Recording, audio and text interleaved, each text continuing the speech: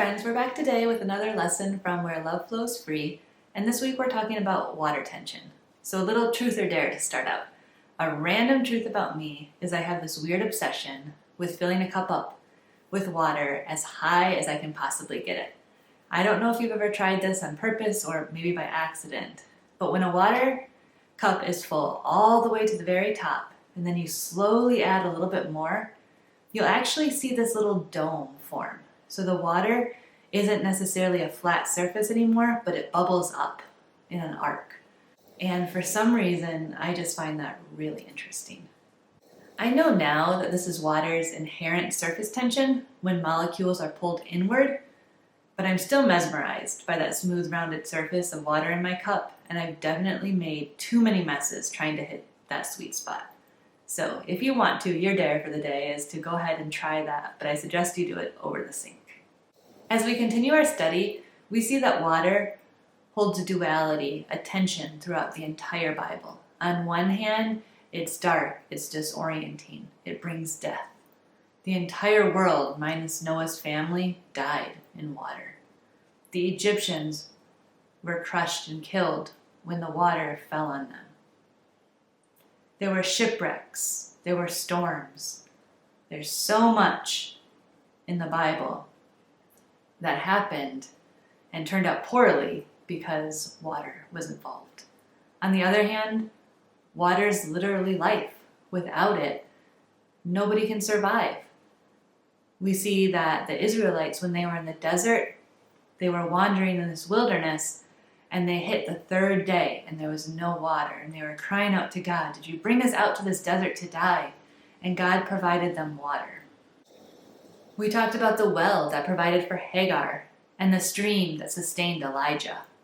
A river cleansed Nahum of a terrible disease, and a basin of water washed the feet of the disciples. Then, as we dove deeper into baptism, we saw that spiritually, the act of baptism embraces the tension of both life and death. Death to the flawed physical, and life for the spiritual. Jesus holds a similar tension in the world between believers and unbelievers. Paul explains that the fragrance or the smell of Christ to believers smells like one thing and unbelievers is another. For we are the aroma of Christ to God among those who are being saved and among those who are perishing. To one a fragrance from death to death, the other a fragrance from life to life. If this verse seems a little weird to you, you're not alone. Let's break it down a little bit. First of all, why aroma? Why the smell? Well, interesting enough, if we look at the human body, smell is one of our strongest senses. All of our other senses, as they process, they go through the brain's thalamus, which is like the switchboard in our brain. This switchboard takes in sensory information and it sends it where it needs to go. The sense of smell is the exception. The smell bypasses that thalamus and it just goes straight to the brain without being filtered or triaged. The sense of smell plays a key role, and it's often unconscious, in our emotional and romantic connection. Is this a way in which we are made like the image of God, or is it just a human trait? We just don't know, but understanding that humans experience scent deeply, and sometimes unconsciously, helps us comprehend this verse deeper. In the Old Testament, there's a surprising number of verses that God talks about aromas that he finds pleasing. And perhaps not surprising to us, those verses have to do with sacrifice. These two verses and many more highlight the offerings that individuals brought to God under the old law were pleasing to him in their smells. These offerings could be for sin or to fulfill a vow, and only offerings brought with the right intention were pleasing. We saw in Genesis that God did not look with favor on Cain's sacrifice, even though he did look with favor on Abel's. Later we see a shift in what God calls a pleasing aroma. Instead of just burnt offerings, God tells the Israelites that he will accept them as a pleasing aroma when he brings them out of captivity.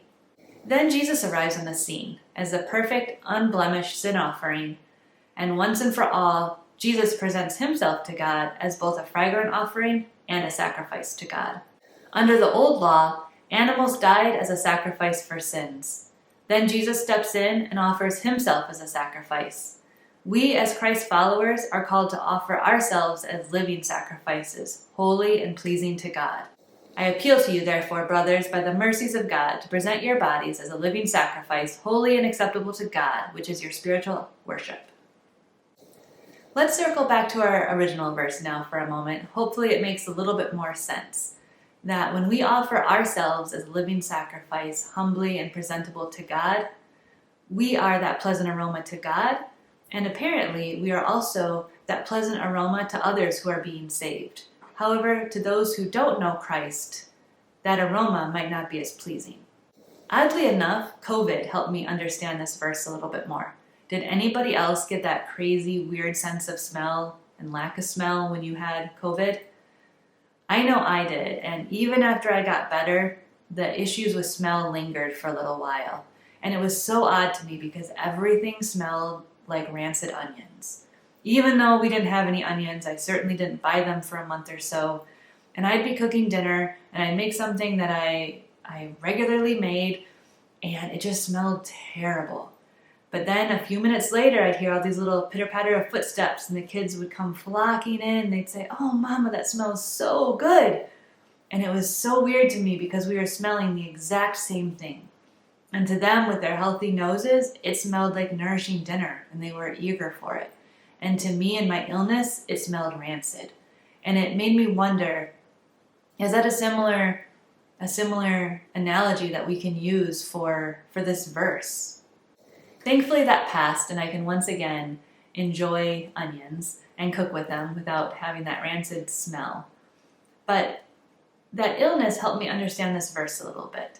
That for somebody who's spiritually ill, they may not have the same sense of smell of the life-giving gospel. That pleasant aroma that salvation emits from Christ and that should be coming from us as well, it's going to definitely draw some in. It's going to draw those who are spiritually hungry in. Just like the kids kind of were pulled in from the house and came running in like, that smells so good. Our lives, if we're living Christ-like, should have that power to draw people in, especially those who are seeking and those who are hungry. But perhaps those who are spiritually ill are going to be turned off. It's going to seem rancid to them, like death, just like the onions did to me. And I think this gives us a way forward and a way to help us in our personal evangelism. Because when we share Jesus to people, we have no idea what their heart state is. We don't know if they're spiritually hungry or if they're spiritually ill.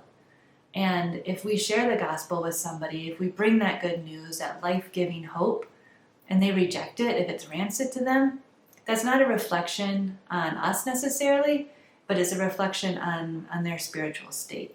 And so for me, this verse has been an encouragement, helping me understand that my job is to cook the meal.